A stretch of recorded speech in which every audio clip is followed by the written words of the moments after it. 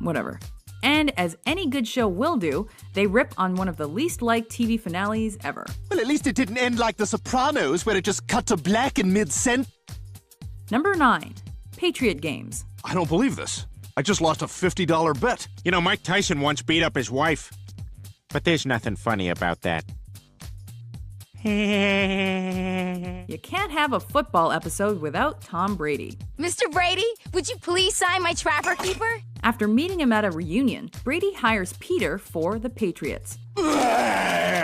Peter, that was amazing. I've never seen a guy your size who could move like that. How would you like to play for the New England Patriots? I'd love to. Say, listen, Tom, could you get me a towel I threw up on the floor? Sure. And could you also get another towel I also threw up on this gentleman's bare lap? Could you wet the towel? Wet the towel, Tom? But of course, Peter screws it up and gets himself traded to London's Silly Nannies. Hi, I'm Peter Griffin. I'm your new player. Oh, yes, Peter. Welcome to the Silly Nannies. I'm the quarterback, Leslie. This is our team. All this will I do if you marry me. All this will I do if you marry me. Oh, crap. Meanwhile, Stewie's a bookie, and when Brian can't pay up, he beats the ever-loving crap out of him. That's good, OJ. With offensive historical references, Do you know he spent $30,000 on a wax sculpture of Harriet Tubman doing Gwyneth Paltrow? and even a song sequence. Now, a woman who'll kiss on the very first date is usually a hussy, and a woman who'll kiss on the second time out is anything but fussy. This one's got all the hallmarks of a Family Guy classic. Number 8, And Then There Were Fewer. Look, we're going, and that's that. I'm an RSVP. You mean RSVP? Hillary Clinton's the VP. No, she's Secretary of State. Rhode Island. What? I don't understand what's happening. We're going to a party. Yay! It's a murder mystery, Family Guy style. When James Woods invites the people of Quahog to his eerie mansion to make amends for his misdeeds, Good evening, everyone. James Woods? everything goes wrong, and people end up dead. Did the cork hit me? And unlike other cartoons, they stay dead. Oh my God, Muriel, my sweet Muriel. She was so young. She was so beautiful.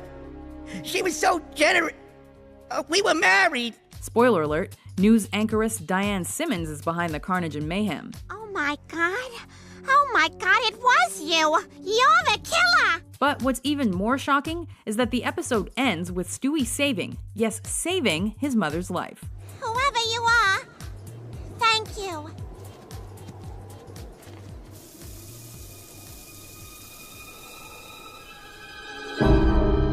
If anybody's gonna take that bitch down, it's gonna be me. Number 7, Blue Harvest. You're right. That's what I do. That's my thing. But a hell of a week, though. Hell of a week. Oh my God, the power's out. With no electricity to keep them entertained, the Griffins tell each other the greatest story ever told. Star Wars. This is the story of Star Wars. Let's begin with part 4. With each cast member taking on a role from the iconic sci-fi franchise. Okay, here's another one. Who would you rather do? Jabba the Hutt right after a shower, or a service droid? My father was a service droid. Hey, where you going? You can kiss the lower part of the back of the canister that is my body. As well as celebrity cameos too numerous to mention. Clark, I don't like the look of this neighborhood. Come on, Ellen. It's important for the kids to witness the plight of the rebellion. Kids, you noticing all this plight? Roll them up. And shot-for-shot remakes of the original movie. The episode is not only enjoyable for Star Wars fans. I don't know why they call it Hoth. They should call it Cold. Okay, settle down. I'm up after the band. Thank you. We're the Cantina Band. If you have any requests, shout them out. Play that same song. All right, same song. Here we go. Its success eventually resulted in more Family Guy Star Wars parodies. You're not actually going into an asteroid field. Well, it's either that or go into the strawberry fields.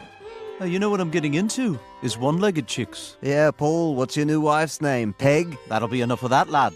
How about Eileen? Ha! Ringo got it. Number 6, I Dream of Jesus, otherwise known as the one with Surfin' Bird. Polio back then was like AIDS today, except people who have polio get into heaven. Oh, well, everybody's heard about the bird. Oh my God, this is Surfin' Bird by the Trashmen. This is my favorite song of all time. Peter's obsession with that song. Oh, have you not heard? It was my understanding that everyone had heard. Heard what? Brian, don't! Oh, well, a bird, bird, bird. But bird, well, a bird, bird, bird. But bird, well, And the subsequent Office Space-style beating his copy takes. Back up in your ass with a resurrection. Is the root harder than an erection that shows no affection? Leads him to a record store where he encounters Jesus.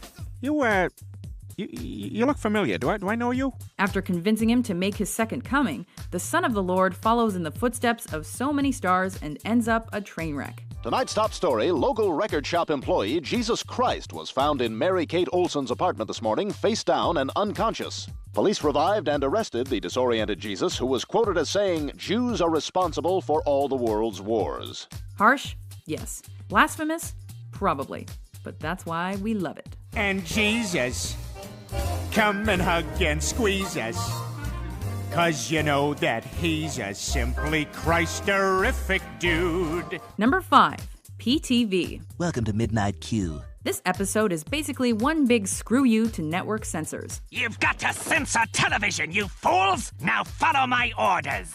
When the FCC begins censoring all television after an unfortunate Emmy incident, actor David Hyde Pierce created a major controversy at the Emmys last night when a trouser malfunction caused him to expose his testicles. Peter decides his only course of action is to start his own network. Hi there, I'm Peter Griffin, and you're watching PTV, where you get to watch your favorite shows as nature intended them, with all the sex, violence, swearing, and farts intact. Yada yada yada, the FCC doesn't love that, so they start censoring everything. What are you doing? Censoring real life. His chin looks like balls. You want me to cover that too? Episode highlight is tough to pinpoint. It's a tie between Homer Simpson's cameo, the Peter Griffin side boob hour. Check out this side boob. How about that side boob? That turn you on? Well, it shouldn't. 'Cause that's my side boob. And the freaking FCC song. They may just be neurotic or possibly psychotic. They're the fellas at the freaking FCC. Number 4, Road to the Multiverse. Oink. Oh my god. Yes, he's something, isn't he? Are those fists? Damn right, show him, pig. One of Family Guy's many Road 2 shows, this episode gives Stewie and Brian a special remote that lets them travel to parallel universes. What's that? It's how I got the pig. You ever heard of the multiverse theory, Brian? Well, of course I have, but I'm wondering if you have. Oh my god, so transparent. Where dogs rule and humans drool, JFK was never president. Wow, so I guess Lee Harvey Oswald never shot Kennedy? Nope, he shot Mayor McCheese.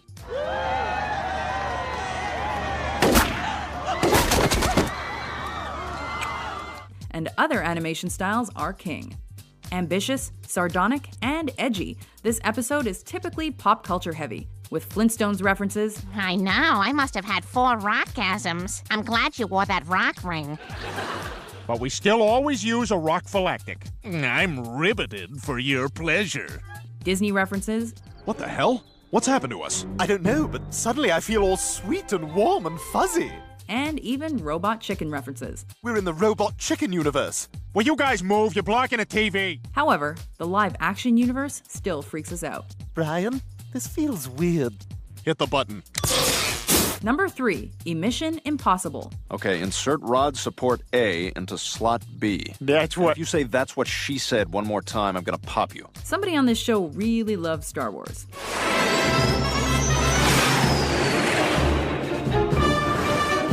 In one of his most mischievous plans yet, Stewie attempts to prevent his parents from conceiving another baby. Another baby? But I'm the baby. Why the deuce would they want to replace me? My cheeks are pinchable, my bottom is smooth, my laugh is heartwarming. Thus cementing his youngest-born status. What the devil do you think happened to Bobby when they added Cousin Oliver to the Brady Bunch? Oliver, did you break this vase? No, the floor did. Oh, so cute. Hey, everybody, Bobby, you get back in the garage! Ow! Ow! He does so by shrinking himself down, entering his father's body, and shooting all his sperm, of course. Very well then, if I can't stop them from the outside, I'll stop them from the inside. But while inside, he meets his brother-to-be, and newfound nemesis, Bertram, who proves to be a formidable opponent. You came unarmed? As we agreed. Admirable. But foolish!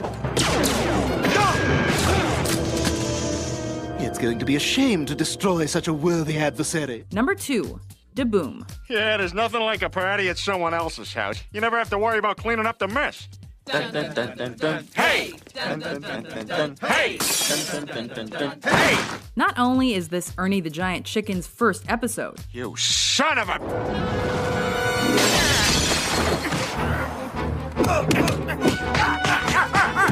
it's also Mila Kunis's first episode as Meg. Yeah, and I could be getting felt up by Kevin. Now, Meg, don't you give it all away up front. Make him work for it. She and the rest of the Griffins survive Y2K, Oh dear me, yes, this is how I wanted to enter the new millennium.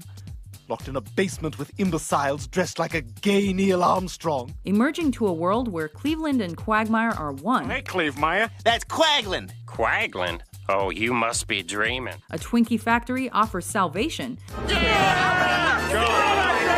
about damn time! And Octo Stewie lays 1,000 eggs. There we are.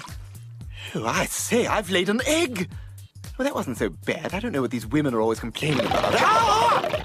Among its pantheon of pop culture references, Here, Tom Selleck. Come on.